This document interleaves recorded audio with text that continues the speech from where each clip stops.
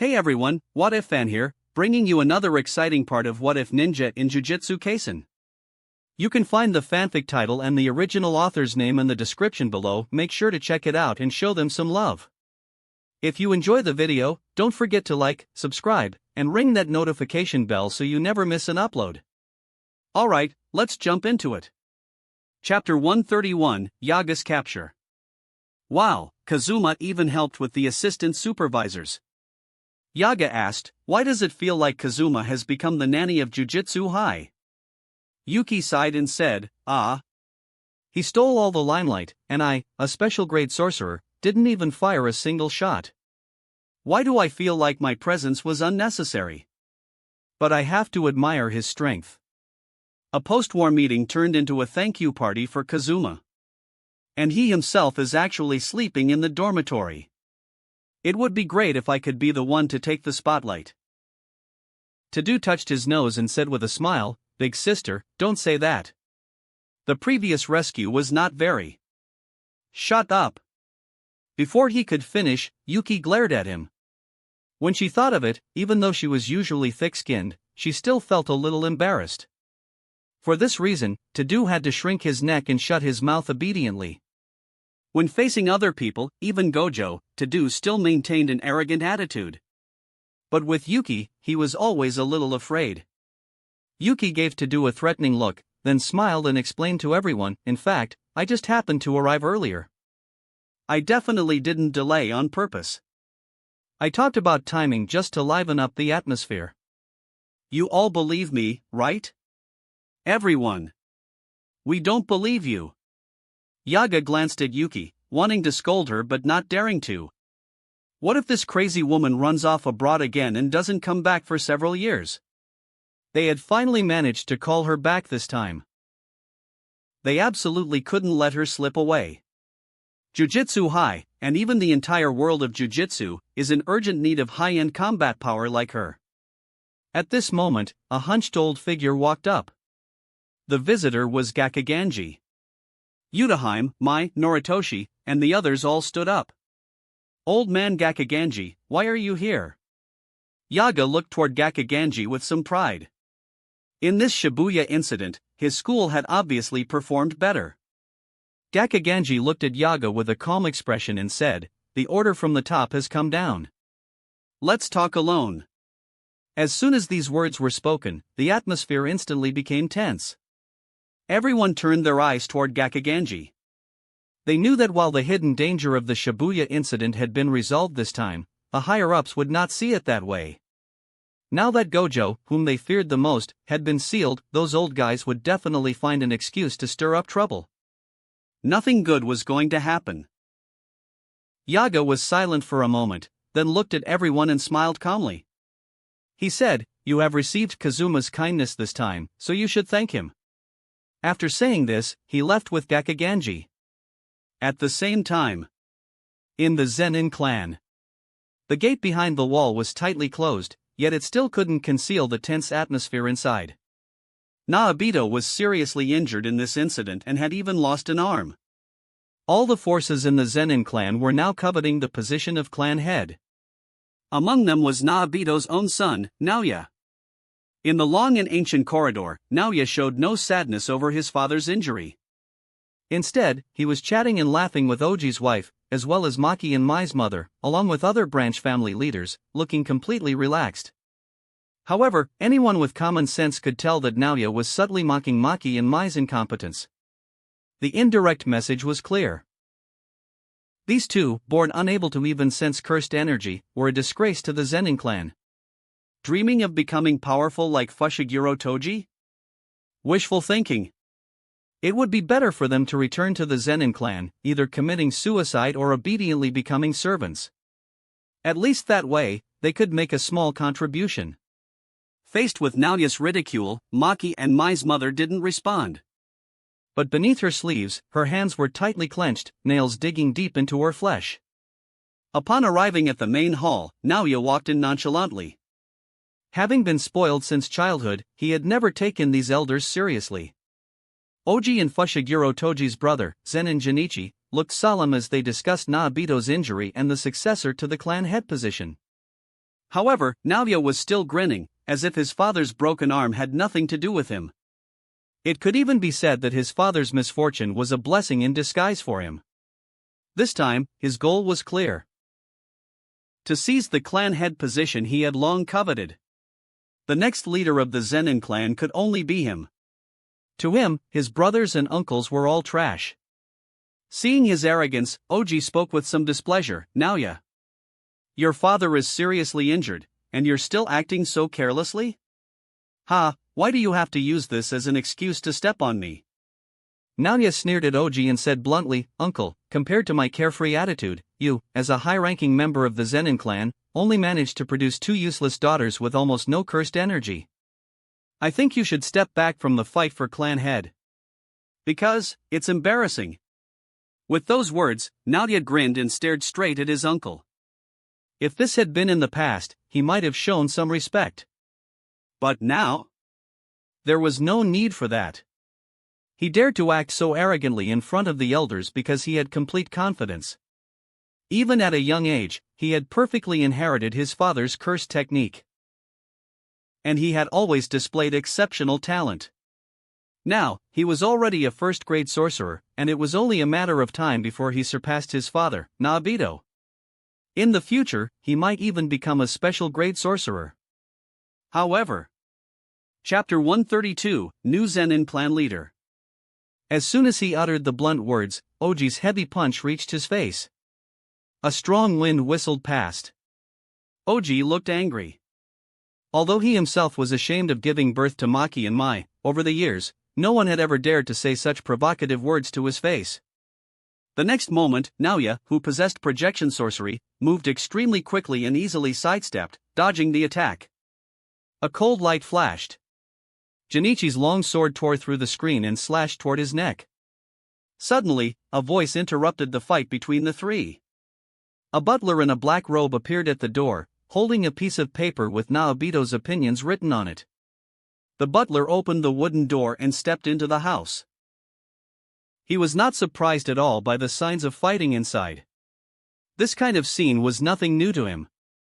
Among all the disputes over family leadership throughout history, this was considered a minor one. The butler knelt on the tatami mat, cleared his throat, and looked at the three men. He said, "Since you are all here, I will read it out. The position of the 27th head of the Zenin clan will be inherited by Zenin Naoya. Secondly, all cursed tools and property kept in the academy and in the clan's forbidden storehouse will also be inherited by Zenin Naoya. But the use of the cursed tools in the forbidden storehouse must be approved by Zenin Oji and Zenin Naoichi." Hearing this, Naoya's smug expression instantly turned cold. There had never been such a ridiculous rule among past clan heads. Why was he facing restrictions now? Tisk. Naoya was a little unhappy, but he still suppressed his anger. What he needed to do now was secure the position of the head of the clan. He could deal with these restrictions later. However, the butler's next words left Naoya completely stunned. The butler continued, "If for some reason Gojo dies, loses his ability to move, or is unable to influence the world of Jujutsu, we will fulfill the agreement made with Toji. His son, Fushiguro Megumi, will take over as the head of the clan and inherit all property and cursed tools." The butler finished reading the paper, bowed slightly, and left the room. What? Naoya, who had been brimming with confidence, was instantly frozen in shock. His eyes were wide and bloodshot, filled with unwillingness and rancor. He took a deep breath and turned to Oji and Naoichi beside him. He saw that the two men were already seated, one sipping tea, the other wiping a long sword, as if nothing had happened. It was clear they had anticipated this outcome. Naoya looked at them deeply, clenched his fists in frustration, and walked out the door. Damn it! Damn it! Damn it! His father was getting old and senile. Toji had been dead for over a decade. Why were they still honoring this absurd agreement? And that useless brat, Fushiguro Megumi, how was he even qualified to be head of the Zenin clan? No, absolutely not. At that moment, standing in the corridor, Naoya's emotions churned.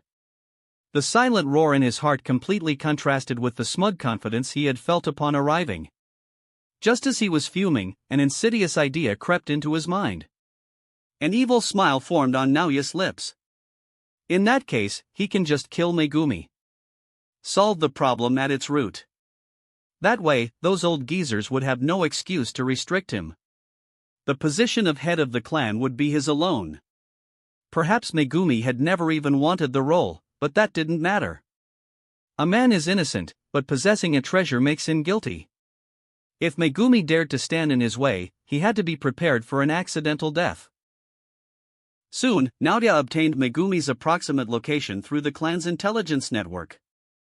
The verdict of the higher-ups had already been decided. Yuji had been sentenced to death, and an order to kill him had been issued. Meanwhile, Megumi was said to be searching for him everywhere. Shibuya and Kyoto had now become war zones. A few more sorcerer deaths? That would be perfectly normal. No one would suspect a thing. Meanwhile, inside the dormitory of Tokyo Jujutsu High, Kazuma didn't care about the undercurrents brewing outside. He was sitting at his bed, preparing to welcome his domain. Looking back at the entire Shibuya incident, he felt satisfied. Everything had unfolded largely within his control. After all, he had personally poked Sukuna's eyes.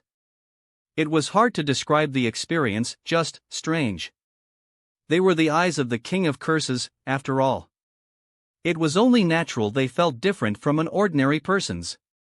As for playing the role of pain, well, that was a little embarrassing. But that last shot of Shinra Tensei? That was undeniably cool.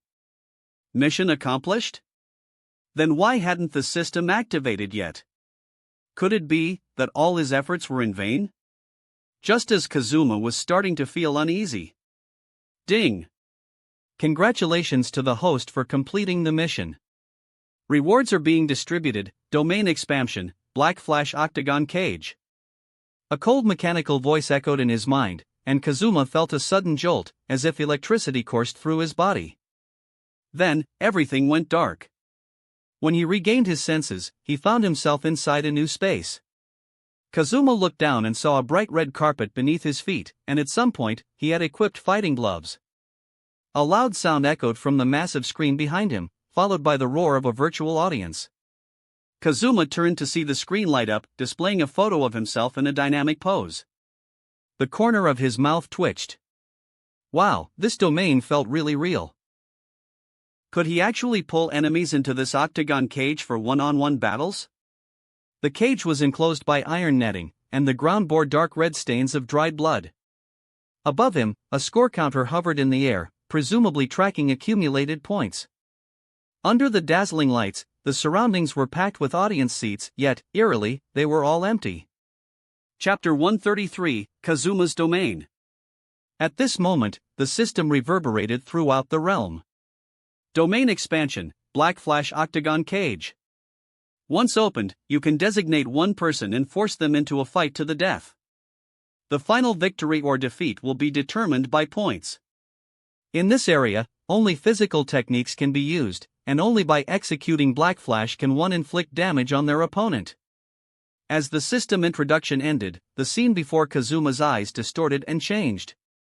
When he opened his eyes again, he had returned to reality. Recalling the system's words, Kazuma had only one thought. Awesome! Only physical techniques? And Black Flash is the only means of attack? This is tailor-made for him. Everyone knows that Black Flash is an extremely difficult technique, with the highest recorded combo being Nanami's 4 consecutive strikes. Unfortunately for his opponent, he can land Black Flash 100% of the time. And if the 8 inner gates is added on top of that, even if Sukuna himself appears, he'll still get beaten up. However, things likely wouldn't be that simple. Based on his past fights with Sukuna, Kazuma knew that his close combat skills are top tier. Also, executing Black Flash wouldn't be a major issue for Sukuna. Would the King of Curses rely solely on slashing attacks? Kazuma stood up, took a deep breath, and positioned one hand in front of him. Domain expansion, Black Flash Octagon Cage. Boom! In an instant, the domain expanded, crushing the surrounding furniture into debris.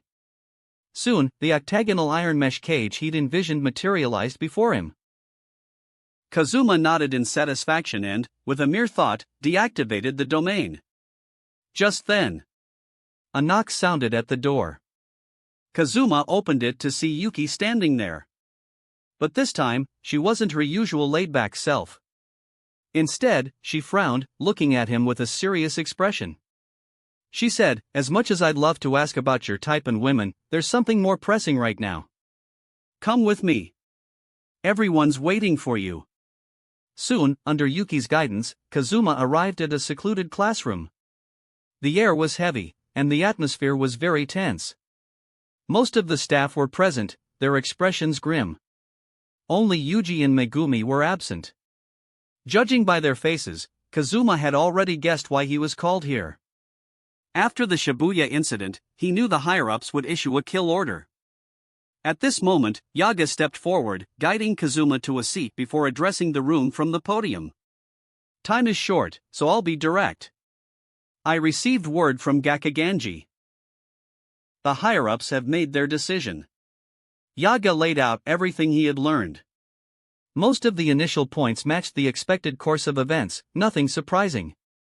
But when Kazuma heard his own verdict, he raised an eyebrow. Life imprisonment? They want to lock him in the tombs of Star Palace under Tengen's supervision? The reason? His use of reckless techniques caused great damage to the country? Kazuma couldn't help but scoff. The higher-ups were truly masters at crafting excuses. Sure, he had flattened the center of Shibuya. But so what? Seeing Kazuma's unreadable expression, Yaga sighed and continued, "So, the higher-ups have ordered Yuki, who was scheduled to meet Tengen, to capture you and escort you to the tombs of Star Palace." A heavy silence fell over the room. Everyone turned their eyes to Kazuma. Clearly, they had already been informed and were now waiting to see his reaction. Kazuma's gaze shifted to Yuki, who stood beside him. With a playful smile, she pulled out a pair of iron handcuffs from who knows where. She waved them teasingly, and winked. "Don't resist. Everyone. Yuki." Yaga shot her a fierce glare and said, "If you want a roleplay, do it with Kazuma tonight. Can't you read the room?" Tisk. Yuki clicked her tongue, muttering her dissatisfaction before casually browsing her phone. Meanwhile, UI was glaring daggers at her. "This woman has been flirting with Kazuma since Shibuya. I need to keep an eye on her for sister." Yaga coughed twice, breaking the awkward tension. He had almost forgotten that Mei was present. "Ahem. Kazuma, don't get the wrong idea. We're not actually trying to capture you. The higher-ups are hopelessly corrupt. We just want to know your thoughts." Kazuma was silent for a moment before responding. "My thoughts? I'm thinking of paying the higher-ups a visit, and launching a Shinra Tensei while I'm at it. If they love issuing kill orders so much, I might as well give them one of my own." The entire room fell into stunned silence. Then, sharp inhales sounded all around. As expected of Kazuma. A kill order against the higher-ups? They all despised the higher-ups, sure, but to actually consider this? And Shinra Tensei, that super destructive technique that obliterated the Shibuya battlefield? Brutal. But, kinda tempting. Yaga waved his hands, trying to diffuse the tension. "I suggest you don't go through with that. There are a lot of innocent people around the higher-ups' headquarters. If you use that move, the casualties will be immeasurable." Yuki put down her phone and asked, "Then what do you suggest?" "Obviously, we can't really capture Kazuma and send him to Tombs of Star Palace. We're not capable of that, nor do we want to. But if we refuse, Kazuma will be stripped of his title as a sorcerer. Yaga, you've always valued talent. Would you really let Jujutsu High lose someone like him?" Then, with a teasing smirk, she added, "Just saying, if Kazuma did turn to the curse side, he'd have a bright future. If possible, I'd love to see Kazuma go head-to-head with." She trailed off, her smile widening. Now, that would be more spectacular than the fight with Sukuna in Shibuya.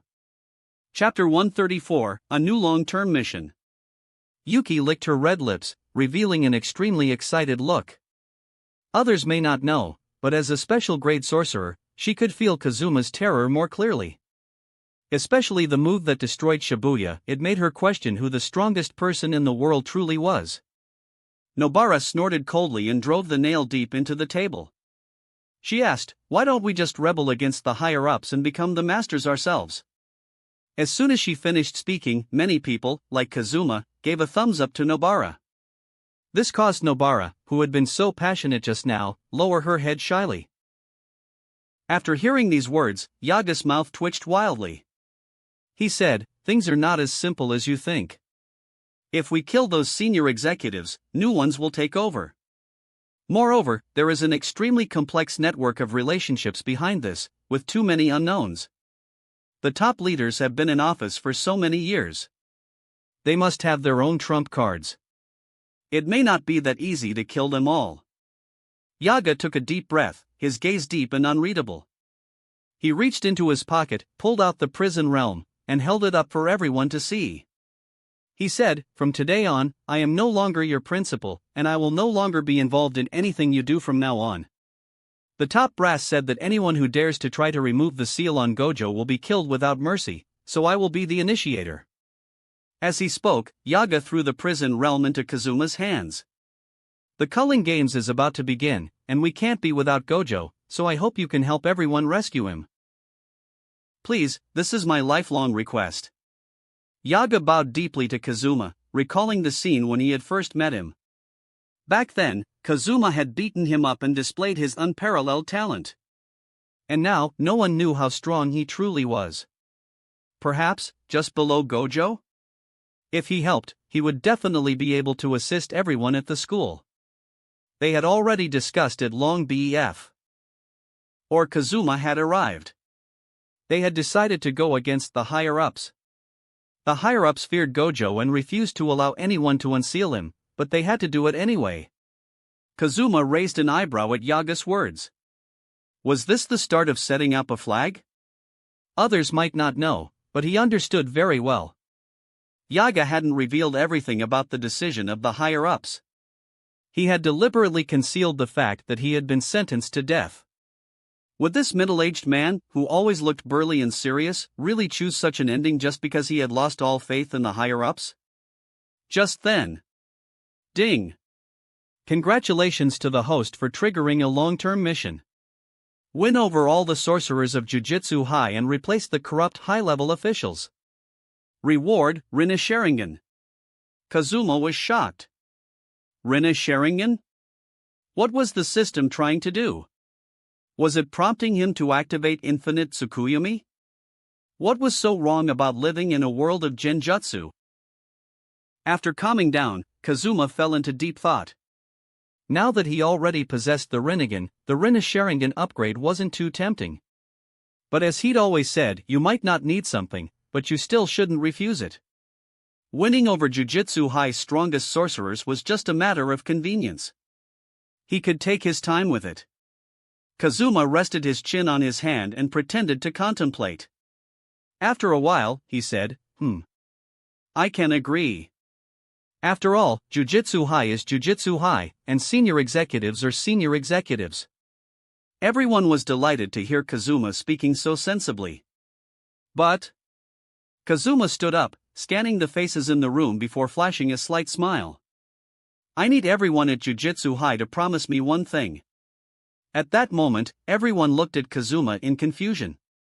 What is it? Kazuma replied, I haven't thought about it yet. Kazuma waved them off casually. Gojo was still sealed, the culling games was approaching. The higher-ups were stirring up trouble again. It was clearly not the time to win them over just yet. Kazuma smirked, his eyes gleaming. He said, Don't worry, it's nothing outrageous. Just a simple request, one word from you all. Just one word? Why so secretive? But none of them believed Kazuma would demand anything excessive. So, they didn't object. Yaga said, In that case, I suppose you'll have to play the role of a curse user for a while. Yaga suddenly unleashed his cursed energy, summoning a horde of cursed corpses to encircle Kazuma. Kazuma was being captured. It was obvious that the higher-ups would classify him as a curse user. But all of this was temporary. Once Gojo returns, everything will change. Yaga looked at Kazuma and said, "There are spies in Jujutsu High. We need to put on a show." Currently, many of the high-ranking officials had eyes inside the school, most of them embedded within assistant supervisors.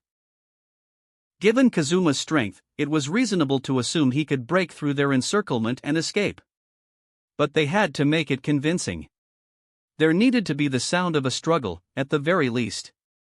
Kazuma smirked and nodded, condensing a medium-sized Rasengan in his hand. "It looks like I'll be a curse user for a while." Outside the school, 2 assistant supervisors loitered near the entrance, looking suspicious.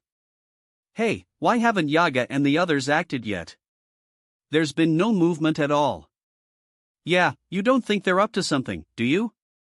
These 2 were the eyes that the higher-ups had placed within Jujutsu High.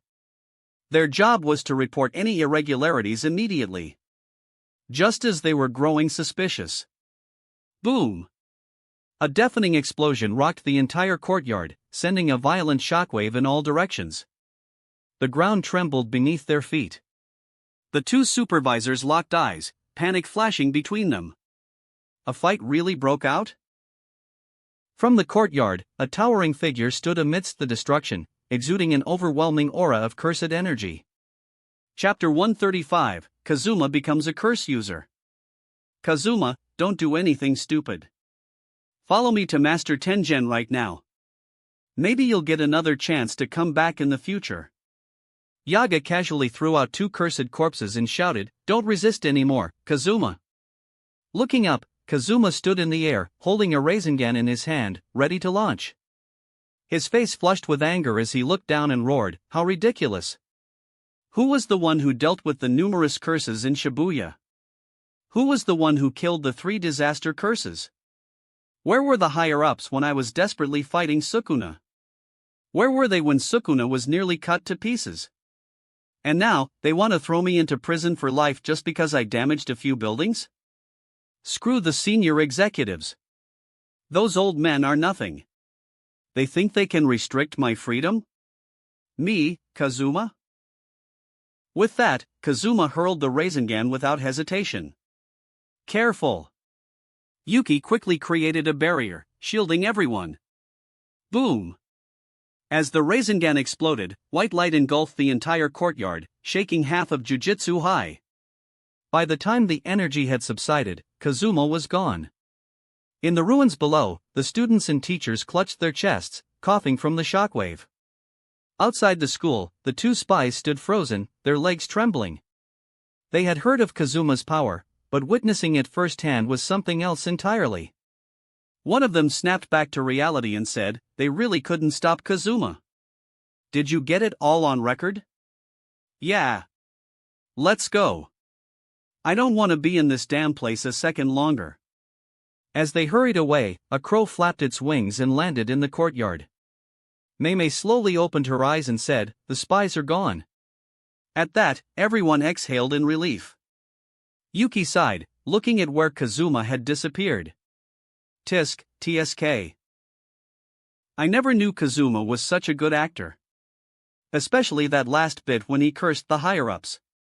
That was satisfying. Nobara nodded thoughtfully and said, "Yeah, if Kazuma ever quits being a sorcerer, he should try acting."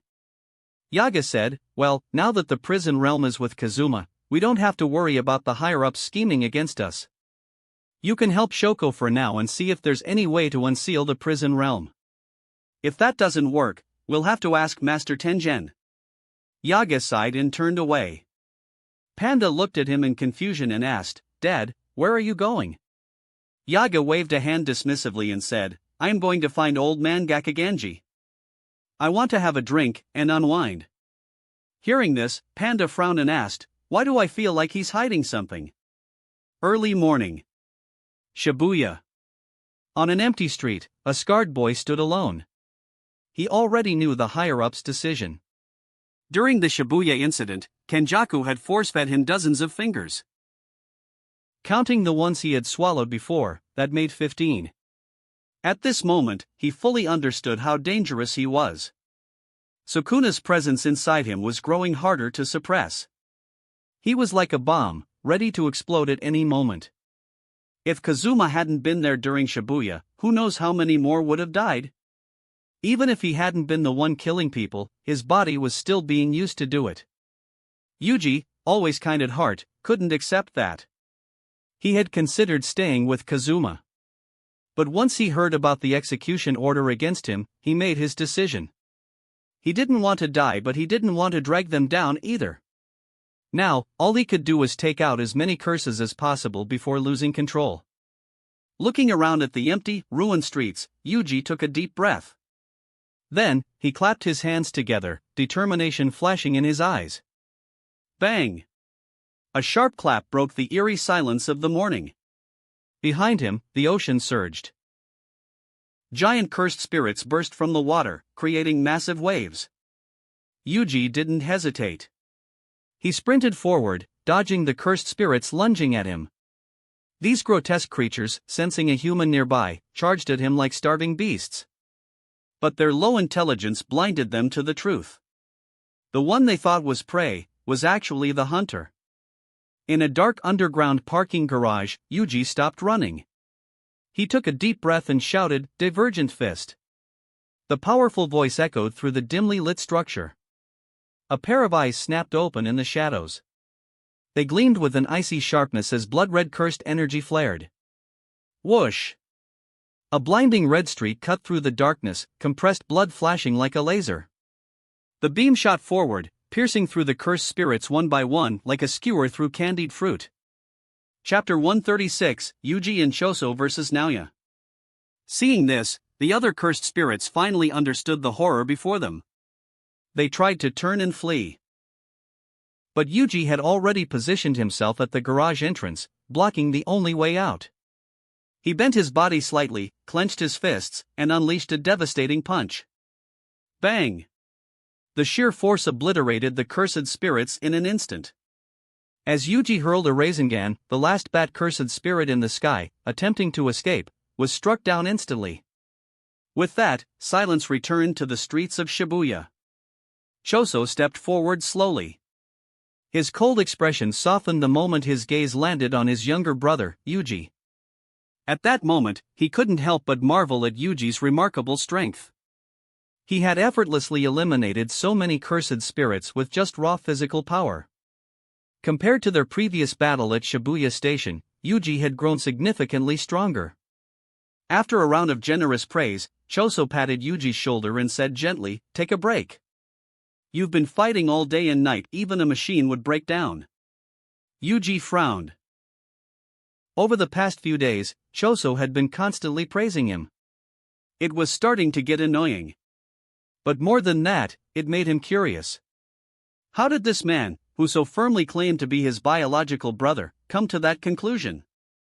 As Yuji's gaze darkened with confusion, Choso suddenly recalled something and spoke with a serious expression. "Think carefully, your mother had stitches on her forehead, didn't she?" Yuji's body stiffened, his eyes widening in shock. Though his childhood memories were distant, they were still deeply ingrained in his mind. Thinking back carefully, it was true. Stitches. The same markings as the person who had sealed away Gojo-sensei during the Shibuya incident. Could his parents be connected to him somehow? Just as Yuji was about to ask more questions, a freezing, oppressive aura descended upon them. Looking up, they saw none other than Zen and Naoya. Perched atop a high ledge, Naoya wore a smug, arrogant expression as his gaze scanned the area. "Ha? Where's Megumi?" Yuji and Choso exchanged surprised glances. Wasn't this man sent by the higher-ups to hunt them down? Why was he looking for Megumi? At that moment, Naoya sneered and cast a disdainful glance at Yuji below. "So, you're Yuji, the fugitive wanted by the higher-ups. Pathetic, you can't even return to Jujutsu High.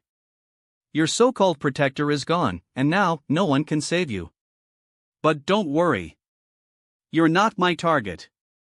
Just tell me where Megumi is, and I'll let you live. Otherwise, I'll grind you into dust."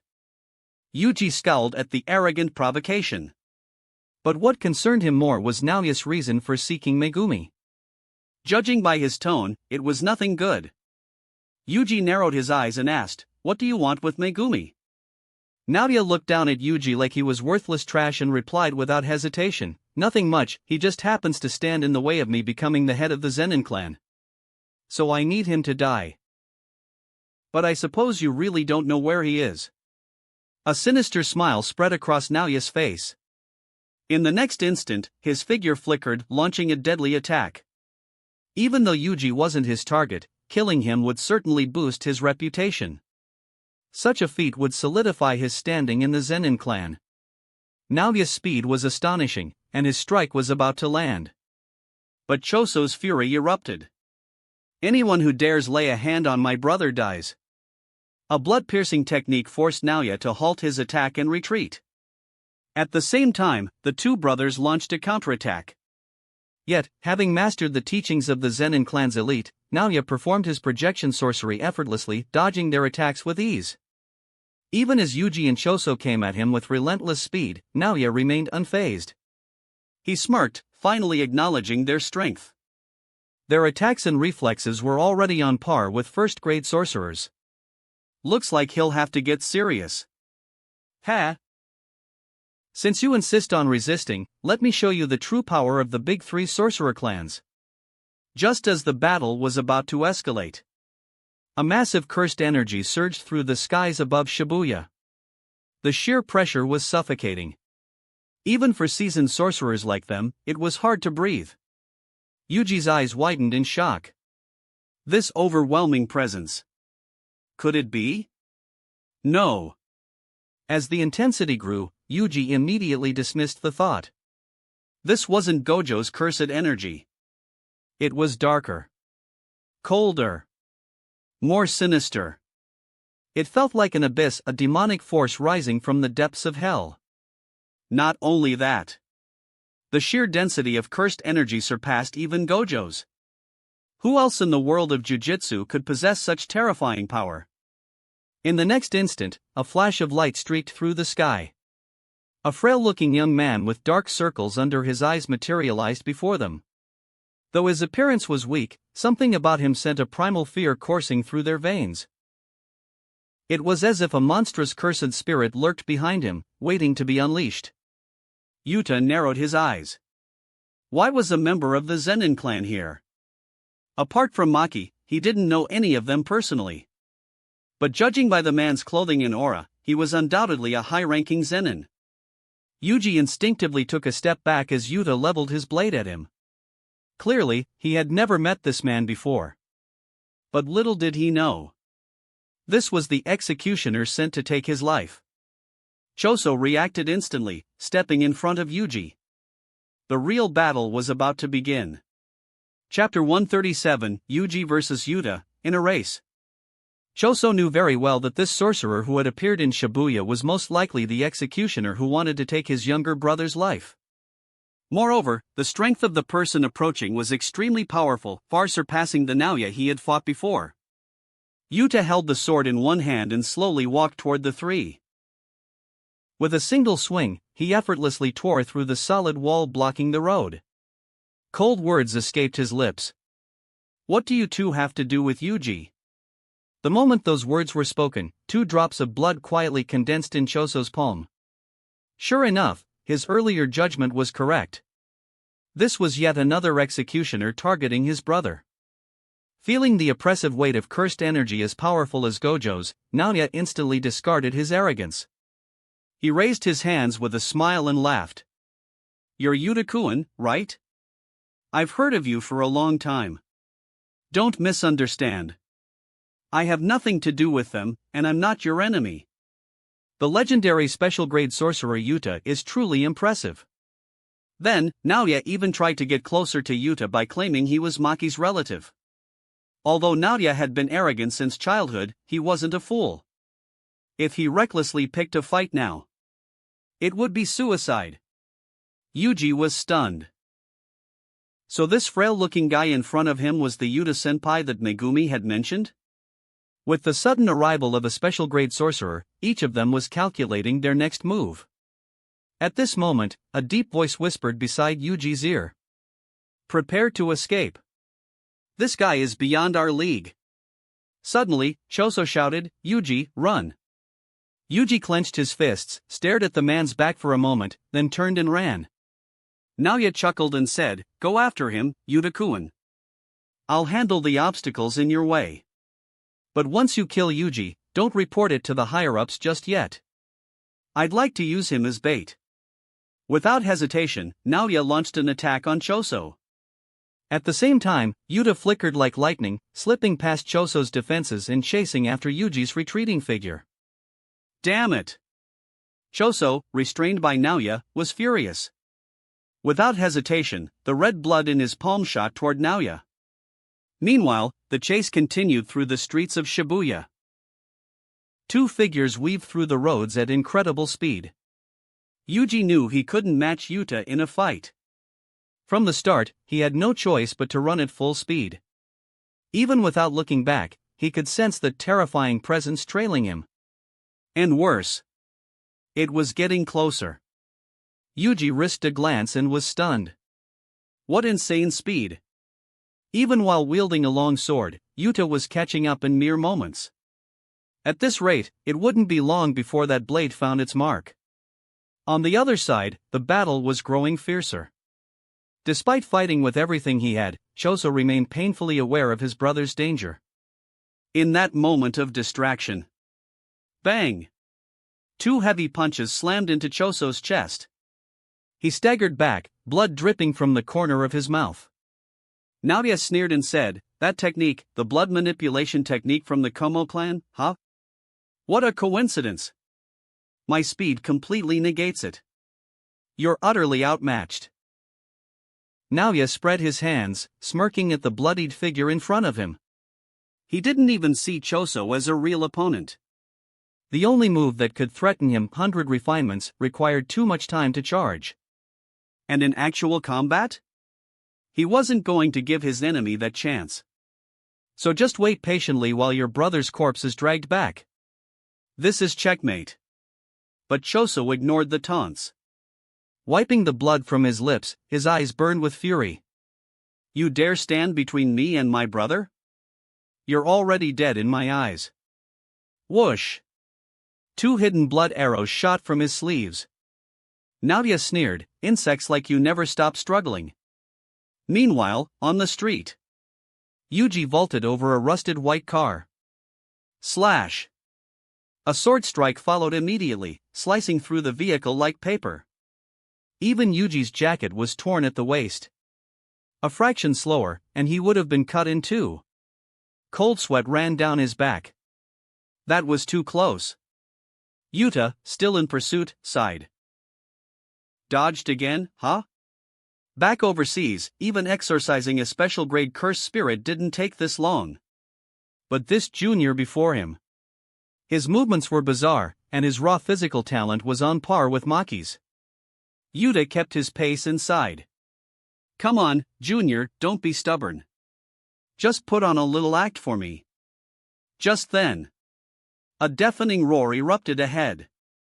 Yuji turned, driving his fist into a nearby car, sending it flying backward. Right toward Yuta. Boom! Yuji knew he couldn't keep running forever. A counterattack was necessary to buy time. Swish! Yuta's blade cleaved the airborne car in two. For a brief moment, his advance was halted. Yuji seized the opportunity, sprinting toward the crowded district ahead. Then, a shadow loomed beneath his feet. Looking up, his eyes widened. A car was falling directly toward him. Boom! Yuji dodged just in time, but the nearest intersection, his escape route into the buildings, was now blocked. He took a deep breath and turned. Yuta was walking straight toward him. Chapter 138, Yuji vs. Yuta, for real. Sizzle! The long sword scraped against the ground, creating sparks and a sharp, grating sound. A chilling aura filled the air. Despite his frail appearance, Yuta exuded an overwhelming sense of oppression. Yuta was not known as a power-type sorcerer, yet the sheer amount of cursed Ergi surrounding him was staggering, almost overflowing from his body. Just how much cursed energy does this guy have? Yuji thought. This reminded Yuji of Kazuma. Although Kazuma's cursed energy didn't carry such an oppressive weight, he had never lacked it either. During the Shibuya incident, he had used countless high-level techniques as if they were free of cost, yet he never seemed to run out of cursed energy. So, who had the greater cursed energy reserves, Yuta or Kazuma? Yuji shook his head, cursing himself inwardly. I'm on the verge of death, and this is what I'm thinking about? He remained on high alert, staring at Yuta. You're not a power type, but your overwhelming cursed energy more than makes up for it. He muttered. Even if I fight you in close combat, I won't have the upper hand. Yuta approached, his blade in hand, his expression unreadable. You're right. My total cursed energy is greater than Gojo-sensei's. But considering that he has 6 eyes, his energy consumption is nearly 0. In terms of raw power, I'm probably still a little behind him. But that doesn't matter. This conversation ends here. Now, die so I can report to the higher-ups. It's unfortunate that, despite being from the same school, our first meeting has to be like this. At this moment, the reminiscence between them ended. Swish! The cursed energy-infused blade slashed through the air, cutting toward Yuji. With his battle instincts, Yuji barely managed to dodge, and his mind flashed back to Tadu's teachings. Tadu had once warned Yuji that the stronger a sorcerer is, the harder it becomes to predict the direction of their cursed energy. Yuji had experienced this firsthand. But Yuta took it to another level. His immense cursed energy masked his attacks entirely. Every single one of his strikes could be fatal. A cold sweat ran down Yuji's back. If he is pushed to the brink, will Sukuna take over again? Will Shibuya face another catastrophe? His heart pounded. His eyes burned red as he clenched his fists and glared at Yuta with unwavering resolve. My grandpa always said I should help people, so they can at least have a proper death. I want to die surrounded by people. Not as a traitor. So, sorry, Yuta-senpai, but I won't surrender. At this moment, Yuji hated himself. And he hated the higher-ups even more. He hated himself for being too weak to suppress Sukuna.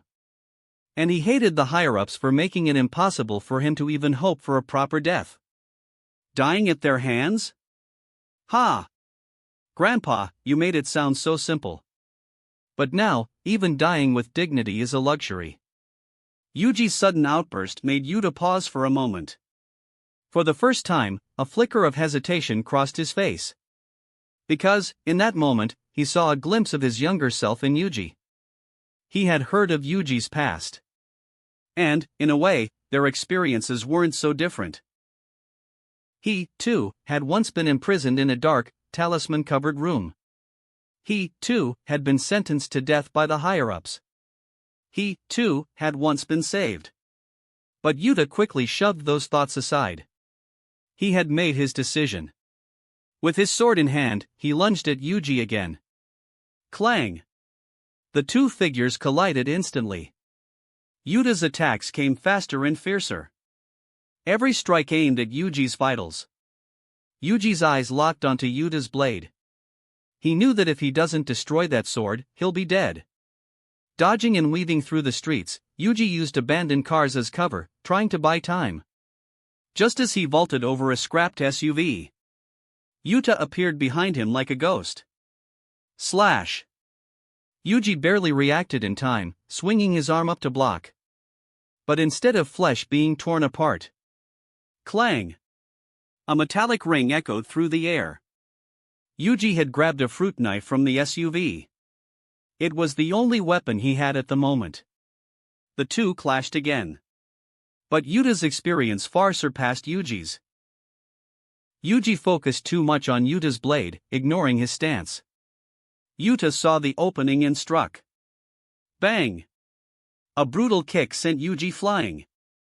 Yuji struggled to breathe and pain tore through his stomach. For a moment, his vision blurred. Get up! He staggered to his feet and his mind raced through Gojo's lessons. Your strongest weapon isn't a technique or a tool. It's your body. Yuji exhaled sharply, wiping the blood from his mouth. Then, without hesitation, he plunged the fruit knife into the ground and charged ahead. This time, he would fight back. Head on. Yuta swung his sword, but Yuji didn't dodge. Instead, he countered. The blade tore his chest, slicing deep into his flesh, but Yuji ignored the pain. He swung his leg. Black flash. Bang! A powerful kick crackled with black lightning, striking Yuta's wrist. The impact sent Yuta skidding backward. For the first time since the beginning of the battle, Yuta's grip on the sword loosened. Yuta stopped and looked down. His sword broken. His arm numb. A smirk appeared at the corner of his lips. So this is Gojo-sensei's student, huh? He's tougher than I had initially thought. Chapter 139, Uncovering Yuta's Plan. Yuji's tactic of exchanging injuries for injuries and his super strong power caused Yuta to suffer some minor losses. Yuta realized that this junior fellow student is not a lamb to be slaughtered. When Yuji saw that Yuta was stunned, he suddenly rushed over and punched him with a powerful strike filled with cursed energy.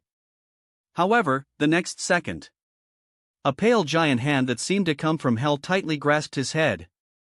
Yuji's vision went dark, and he could not move. A devilish voice from hell rang in his ears. What do you want to do with my Yuta? Yuta stretched his still numb arms and smiled calmly. Rika, why did you decide to come out today? Yuji widened his eyes and turned to look at the devil behind him, who had locked him in place. Rika opened her bloody mouth, revealing fangs sharp enough to pierce a human body, and roared at Yuji. The swollen cursed energy surged like a flood. Yuji's breathing stagnated, and he swallowed. Is this a Shikigami? He had just heard Yuta call it. Rika? What a terrifying entity. When did it appear? Yuta doesn't seem to have used any hand seals at all. Didn't Megumi say that summoning a Shikigami requires hand seals? I'm sorry, Yuji. This may hurt, but it will be quick. As he spoke, Yuta held his katana horizontally, preparing to stab Yuji in the abdomen. But the next second, space twisted, and a vortex appeared. Two slender fingers firmly grasped the katana, stopping it from moving even an inch forward. Kazuma smiled and said, "Hello, god of pure love." Kazuma. The moment he saw Kazuma, Yuji breathed a sigh of relief. Yuta decisively abandoned the half-broken blade in his hand, retreating to put distance between himself and Kazuma. He carefully observed the man who had suddenly appeared. He had heard the name Kazuma several times before. Kazuma was the one who stood out the most on the list of executions. Yuta asked, "You call me the god of pure love?" Kazuma pointed at Yuta, then glanced at the Queen of Curses behind him and smiled meaningfully. Kazuma said, "Rika-san, I assume it's okay for me to say that?" Hearing this, Rika made a series of affirmative noises. Yeah, Yuta and I have pure love for each other. Although she disliked the stranger who had interrupted Yuta's actions, she decided to let it slide since he was flattering her. Yuji, still held in place, looked dumbfounded. His jaw practically hit the ground as he stared at Yuta and Rika with wide eyes. Isn't this senpai's taste a little too extreme? A sorcerer actually got romantically involved with his own Shikigami? Apparently, Yuji had no idea about Yuta's past. Yuta ignored Yuji's bewildered expression, instead focusing on Kazuma with a serious look. If I remember correctly, the higher-ups sentenced you to life imprisonment, right? And yet, not only did you escape the tombs of Star Corridor, but you're here now. Yuta trailed off, but the conclusion was obvious. Hearing this, Yuji suddenly turned his head to Kazuma, his face full of shock and anger. The higher-ups are punishing you too? If you hadn't been at the Shibuya incident, who knows how many more people would have died? Are they seriously that unreasonable? Kazuma spread his hands and said with a carefree smile, "Unfortunately, I'm now listed as a defector by the higher-ups, just like you. My situation is even worse than that of a curse user who has committed countless crimes." At this moment, Yuji's opinion of the higher-ups completely hit rock bottom. Yuta frowned, deep in thought, before deciding to go forward with his plan. Yuta said, "Kazuma, step aside. I can pretend I didn't see you. But as the executioner, Yuji must die at least once so I can complete my mission." Die once? Yuji was confused. What does that even mean? How can he die twice? Kazuma simply shook his head. Others might not know, but he, having already foreseen the plot, understood Yuta's intentions. Yuta planned to put Yuji into a state of suspended animation. Then, at the precise moment Yuji's heart stopped beating, he would use reverse cursed technique to revive him, successfully deceiving the higher-ups. However, Kazuma had already checked before coming. There were no spies around at the moment. Yuta's plan was noble, but there was no need to put Yuji through unnecessary suffering. The kid had already been through enough. Kazuma looked up at Yuta and said, "There's no need to fake Yuji's death. Just tell the higher-ups that Kazuma rescued him. If they're dissatisfied, tell them to come find me. I'll be waiting for them in Shibuya." Hearing this, Yuta's eyes widened in shock. He stared at Kazuma and asked in a deep voice, "How do you know?" Months ago, Gojo had a premonition that the world would soon undergo an earth-shattering change. He had shared his concerns with Yuta, instructing him that if something unexpected happened to him, Yuta was to return to Jujutsu High immediately. At the time, Yuta had believed Gojo was invincible, that nothing could ever happen to him. But now, with Gojo sealed away and the situation spiraling out of control, it was clear that his premonition had been right all along. Now, with Yuji sentenced to death once again, Yuta had made his decision the moment he had received the order. He would fake Yuji's death and deceive the higher-ups. But he had never shared this plan with anyone. So how did Kazuma know? Facing Yuta's sharp gaze, Kazuma simply smirked. "Don't overthink it," he said. "I can't read minds." Chapter 140, Kazuma vs. Yuta. However, Yuta still stared at Kazuma with a wary look on his face. Kazuma had no choice but to clear his throat and imitate Yuta. Junior, don't resist stubbornly, just play a show with me." As soon as these words were spoken, Yuta's expression froze, and he stood there in a daze. "I see. Isn't this exactly what I said to myself when I was chasing Yuji not long ago?" So, Kazuma had already been watching the battle quietly from the dark at that time? And he didn't discover anything. Wait. Yuji was completely confused at this point. He looked at Yuta with a confused look on his face and asked, "Senpai, is what Kazuma said true?" Facing Yuji's question, Yuta did not respond but thought for a moment and looked at Kazuma solemnly. He said, "Even so, I still want to do it my own way. Unless, you can show me enough strength to reassure me." He had naturally heard about Kazuma's strength, so he had no problem protecting Yuji. However, he didn't know Kazuma's character. The way he talked gave him a feeling that he couldn't see through him. He was a little worried about handing Yuji over to Kazuma. "Really? Then go ahead." Kazuma looked at Yuta and smiled calmly. For a moment, the atmosphere suddenly became tense. Yuji said, "Hey. Why are these two fighting again for no reason?" Yuta took a deep breath and said calmly, "Rika." As soon as he finished speaking, Yuji's body suddenly became lighter, and the terrifying feeling of oppression behind him disappeared instantly. Rika turned into a gust of cold wind and instantly came to Kazuma's side. Rika opened her bloody mouth, her face was ferocious, and her extremely sharp claws attacked Kazuma's head. Although what this guy said before was nice, anyone who dares to go against Yuta is unforgivable. Kazuma turned his hand to face the vast cursed energy coming from behind, but he was unmoved and just said lightly, "Shinra Tensei." Boom! A powerful repulsive force instantly spread out with him as the center. At this moment, Rika's huge body was directly flung away, and even the surging cursed energy behind her faded a little. "Kazuma, be careful." Following Yuji's exclamation, Yuta's broken sword was already approaching behind Kazuma. The moment he decided to fight Kazuma, Yuta chose to go all out. What Rika did just now was just a distraction. Kazuma couldn't help but sigh as his Sharingan turned. As expected of a top-notch special-grade sorcerer, his speed is much faster than that of others. It seems that when Yuta was chasing Yuji, he was completely holding back. "Humph, you dare to be distracted when fighting with me?" Yuta spoke coldly, and the broken blade in his hand had already stabbed toward Kazuma. In such a short distance, no one can escape or remain unharmed except Gojo with his infinity. But the next second, Yuta's eyes widened. He saw that the broken blade passed through Kazuma's back without any warning. The imagined wound being torn apart and blood gushing out did not happen. Instead, it was like stabbing into the air, with no sense of substance.